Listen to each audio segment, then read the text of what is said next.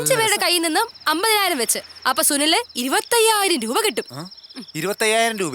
ആ 5 പേരുടെ 50,000 രൂപ വെച്ച് വാങ്ങിയാലോ? ആ നീ ഇതാണോ സ്കൂളിൽ ഹോട്ടൽ മാനേജറിലൊക്കെ പഠിച്ചത്? 2.5 ലക്ഷം രൂപ. ആണോ? അത് തന്നെ. 50,000 വെച്ച് ഒരു പരിചയം ഇല്ലാത്തവന് കൊടുക്കണോ? പിന്നെ നമ്മളൊക്കെ അളിയന്മാരല്ലേ. ഞാൻ ഏതായാലും അവന് 50,000 കൊടുക്കാൻ പോവാ. Very good Tony.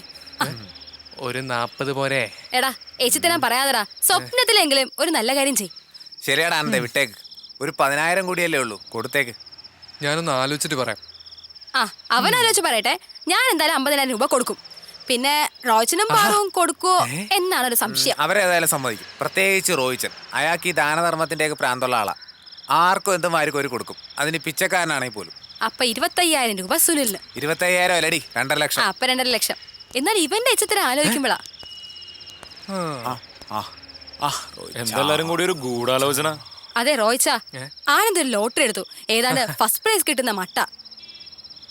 ഇപ്പൊ എന്തായി? ഇവന്മാർക്കും പിടിച്ചോ ലോട്ടറിയുടെ ക്രേസ്?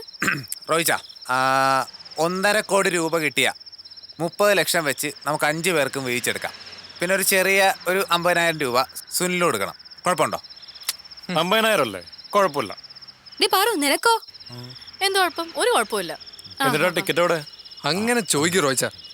അത് എന്റെ അണ്ടർ കസ്റ്റഡിയിൽ വെച്ചിരിക്കുക. അണ്ടർ കസ്റ്റഡിയാ? ആ ടിക്കറ്റും കിടക്ക്. റോയിച്ച, ടോണി,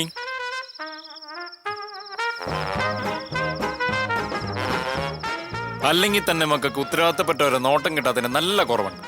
അതിന്റെ കൂട്ടത്തിൽ ഈ ലോട്ടറി കളി വേണ്ട. ഇനി ഇതിനെക്കുറിച്ചൊരു ചർച്ചയും പ്ലാനിങ്ങും ഷെയറിങ്ങും വേണ്ട.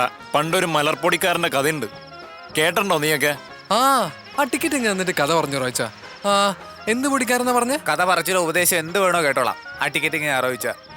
ഇനി ഈ ടിക്കറ്റ് എന്റെ കയ്യിൽ നിന്ന് കിട്ടുമെന്നുള്ള പ്രതീക്ഷ വേണ്ട, ഞാൻ തരില്ല.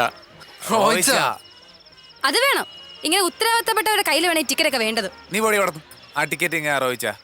ഇതടിച്ചാലും അടിച്ചില്ലേലും ഇത് നിങ്ങളുടെ അവസാനത്തെ ലോട്ടറിയാ.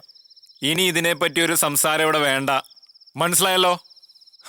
ഇനി അതിനെ കുറിച്ചൊന്ന് ആലോചിക്കാൻ പോലും പറ്റുമെന്ന് എനിക്ക് തോന്നുന്നില്ല. ആലോചിക്കരുത്.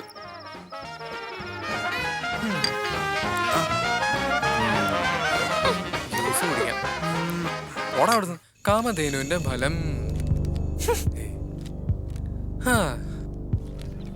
10 രൂപയില്ല, 100 രൂപയില്ല, 50,000 ഇല്ല. പിന്നെ ഫസ്റ്റ് പ്രൈസ് ആർക്കാണാവോ?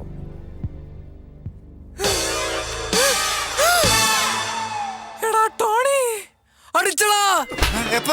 നിന്നെല്ല ലോട്ടറി അടിച്ചടാ. 3-0-0-2 1.5 കോടി അടിച്ചോ. എടി സാറ് പറ, അല്ല പാറു സാറാ, ഓടി വാ. എന്താടാ 1.5 കോടി അടിച്ചടി. സത്യം? സത്യം. അയ്യോ നോക്കട്ടെ. നമുക്ക് ലോട്ടറി അടിച്ചടാ. 1.5 കോടിയാ കിട്ടാൻ പോന്നെ. ഞാൻ നിനക്ക് എന്താണ് തരണ്ടേ? ഒന്നും വേണ്ട, ആ ലോട്ടറി ഒന്ന് തന്നാ മതി. രാവിലെ തന്നെ പോയി 1.5 കോടി മേടിക്കാം. Lottery lottery റോച്ചന്റെ കയ്യിലല്ലേ? റോച്ചനെ വിളിക്കാം. അല്ല വേണ്ട, ഞാൻ തന്നെ വിളിക്കാം. റോച്ച എവിടെയാ?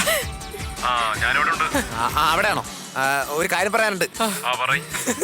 അത് നമ്മുടെ ആനന്ദം നിർത്ത ലോട്ടറി ഇല്ലേ, അത് അടിച്ചു 1.5 കോടി. ഹലോ, എന്താടാ? കട്ടായി. എന്താണാവോ?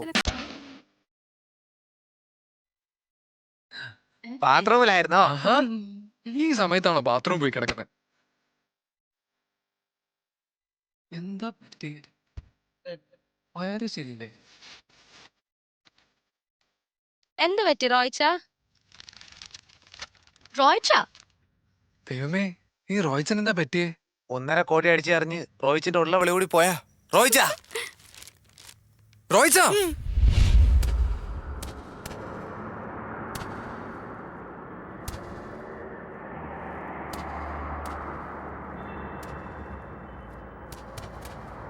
എത്ര ഏട്ടാ?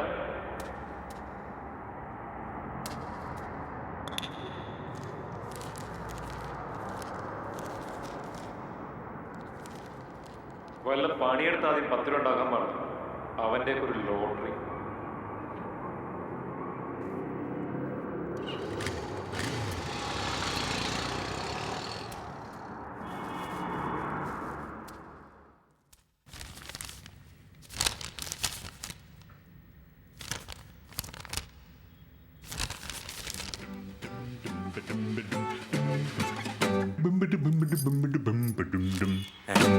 ഇന്നെടുക്കുന്ന ലോട്ടറിയോ?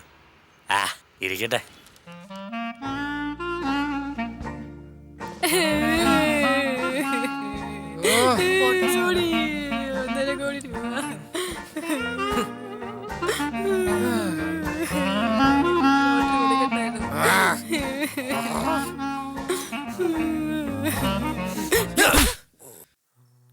ഇത് നിനക്കുള്ളതല്ല കേട്ടോ.